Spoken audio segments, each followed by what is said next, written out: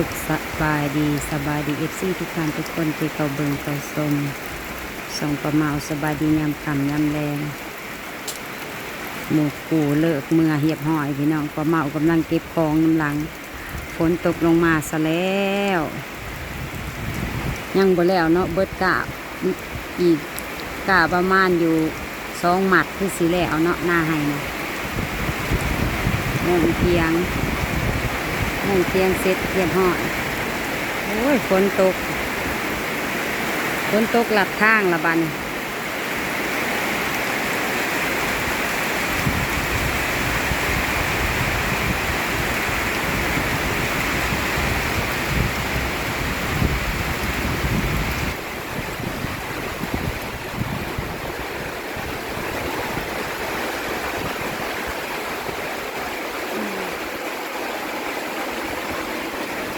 บรรยากาศตอนฝนตกน้ำแรงมันก็สิมืดเขาแล้วอันนี้หลับทางเมื่อ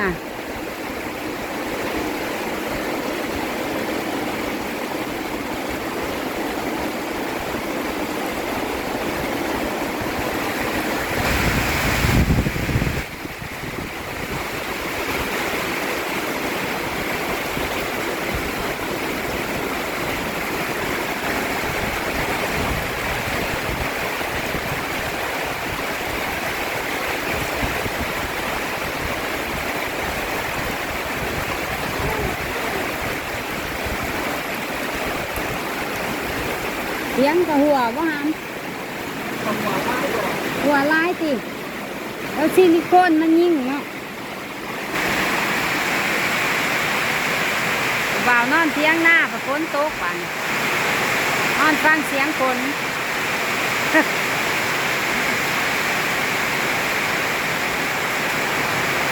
อ้าวเอาผ้าเอาอันนี่นะเอาผ้านี่ใส่มันจังบุโป้งฝนกับหัวก็ฝนขึ้นมาตกนี่แค่นั้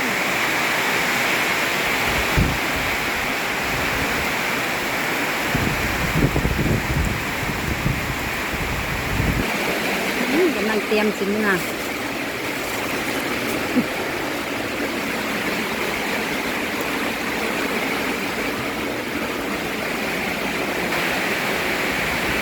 เตรียมสิเมื่อฝนกับตกหลอกทางหมู่แล้วเมื่อวิทย์บ่แหละขึ้นแล้วก็เมื่อไวบีเพราะเมื่อยังเก็บเครื่องเก็บของอยู่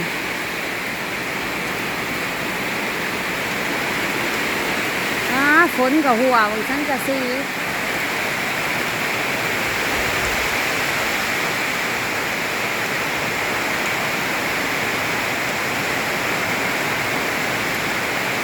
กะซีรุ่นนี่กัดกินเจ้าของกับเป็นมันทั้งกะซียังใหม่ๆหนึ่งฮะเขาเด้อหาฝนสาดเด้ลม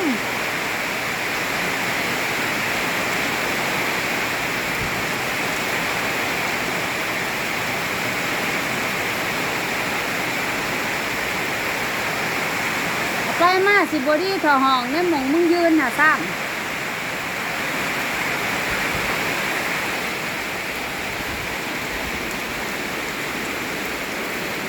ฟังเบิ่งก่อนฟังเบิ่งฝนก่อน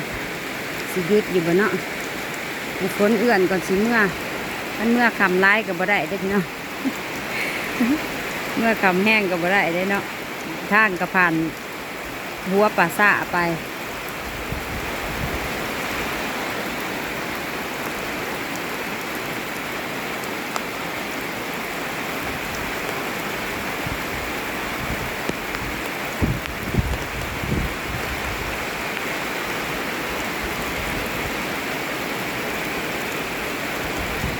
1 2 3 4 5 6หน้า7ให้บ่1 2 3 4 5 6 7หน้า8ให้มื้อนี่8ให้ที่8เกือบแล้วเบิดก้าก่อนกว่าได้ทีมงานมาเสริมก็คือเสาเขาเนาะมาเสริม เมื่อนี้อากาศครึมๆพวกเฮาก็ลงตั้งแต่เว้นแน่ลงตั้งแต่บ่ายโมงถ้ามันแดดก็ลงบ่ายสองพวกเมื่อนี้อากาศดีก็เลยลงแต่เว้นแน่กับบุกอยากให้มันวิทย์นี่นะอยากให้มันวิทย์พอมันบ่มีน้ำเด้มันผ่านไปมือหนาแล้วบ่มีน้ำก็ดำบ่ได้ก็เลยพากันเร่งอย่างใหญ่เลยพอดีผ่านพ้นไปพี่น้องสำเร็จเสร็จสิ้นเบิดกะเนาะ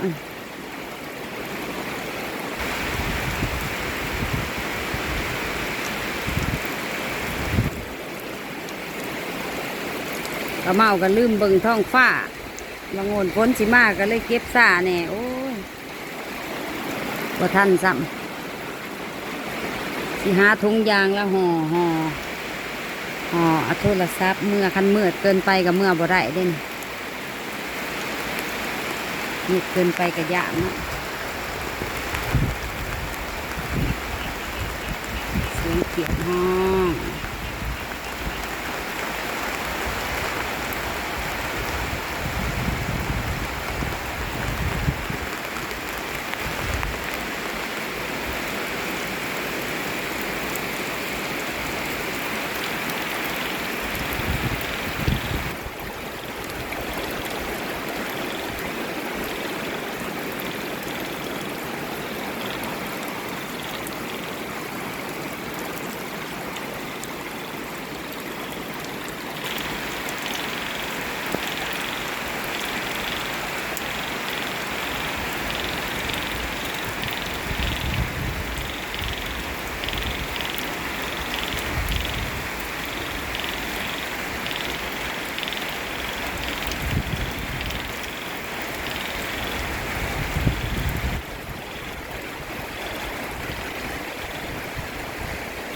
ชมภาพเอาเด้อพี่น้องภาพบรรยายเอาเนาะฟังเสียงเขียดเสียงแมงใหม่ห้อง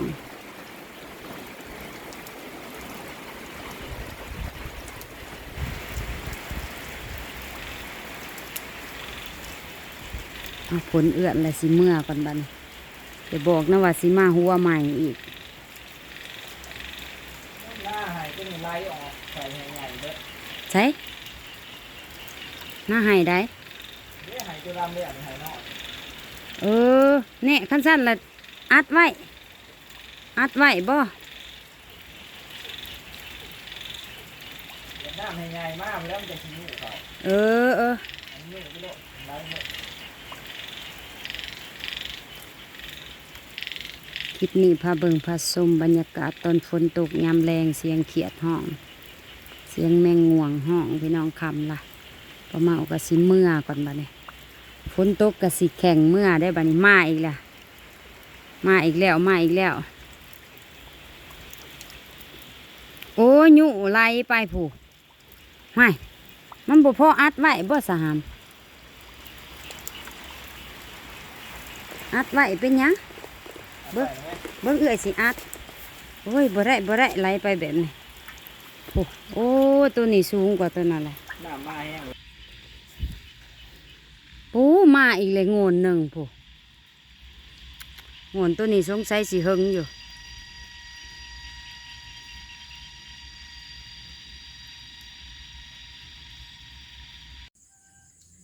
กลับมาฮอดเทือนฮอดซานมืดพอดีแวะเติมน้ำมันไว้เลยพี่น้องป้าทั่วมืดตื้อเลยกลับมาแต่หน้าเปิดไฟซะหน่อยตึ๊บนี่กลับมาฮอดเทือนกับคำมืดปืดตามืดซุ่มเหล่ามาฮอดเทือนเสาแพงแวะเติมน้ำมันไว้เลยเดี๋ยวสิลืมเนาะเติมน้ำมันขอบคุณ FC ทุกท่านทุกคนขอบคุณเด้อทุกกำลังใจทุกคำคอมเมนต์คุณยายหายไปนานเลยหาก็เห็นเพิ่นเม่นเข้ามาขอบคุณน้องยิ่งน้องทรายทางไลน์เนาะที่เขาเบิ่งเขาส้มเป็นกำลังใจให้ตลอดมาบุกบืนพี่น้องกำลังเล่งมืออื่น มืออื่นเฮาก็สิเฮ็ดหยังละบัดนี้ถอนกะลูกกะเส้นเก่าเส้นเคยบรรยากาศเงียบเหงานะนี่ มาหอดเทือนเลยเงียบเหงานะเพราะว่าอยู่คนเดียวเนี่ย อยู่คนเดียวมันก็สิประมาณนี้ล่ะเบิ้งเอาความสว่างอีกดูเอามันเจิดจ้าไปเลย นี่เป็นจังไดสว่างสวัยเลยคราวนี้เบิ้งเปิดบ้านก่อนเนาะโอ้ยแ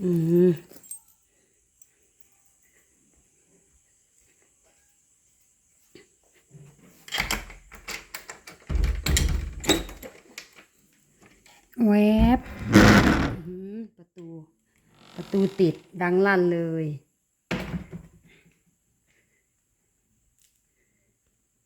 กลางคืนก็สิมืดแบบนี้แหละตึ๊บนี่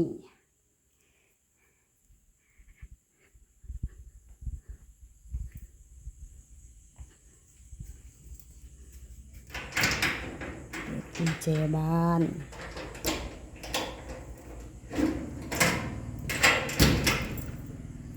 ต้องเปิดครัวก่อนนะ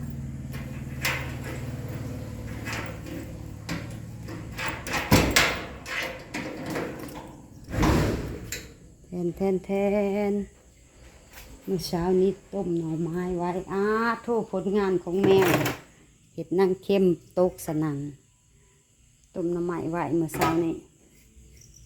บท่านอุยานางใส่ซ้ำต้มไว้สุก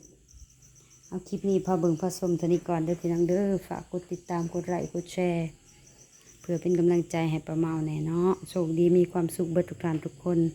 ถ่ายคลิปขออวยใส่ให้พรทุกท่านทุกคนที่เขาเบิ่งเขาชมแล้วก็ติดตามตลอดมาขอให้มีแต่ความสุขสุขดีคิดเงินให้หมานเงินคิดทองให้หมานทอง คิดกะเห็ดเอาน้ำได้เนาะจังได้เนาะพ่อกันคลิปหนาพี่น้องสุขกายสุขใจเบิดสุขสุขคนสบายดี